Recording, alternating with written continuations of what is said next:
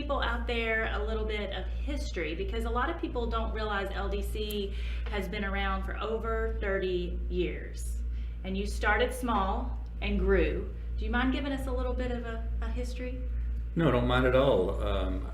In my original life, I was a neurologist, and in being a neurologist, we used fair number of imaging tests, the X-ray, a brain isotope brain scan, EEG. Those are the big three tools. A spinal tap maybe, and some blood tests.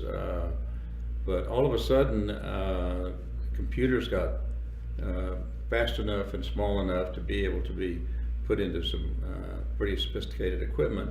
And while the CAT scan came along, and my gosh, I saw an image of that. It was like, I'd never seen an image like that without doing an autopsy on somebody's brain. Oh, wow. And we just soon much less violent. Yeah, we must just soon not do that until they die. So. Right.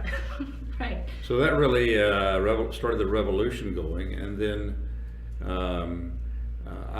I just knew that CAT scanning had to be a part of neurology. So I got together with some neurosurgeons, and we bought a CAT scan, put it in, and started doing imaging in our office. And one thing led to another. MRI came along.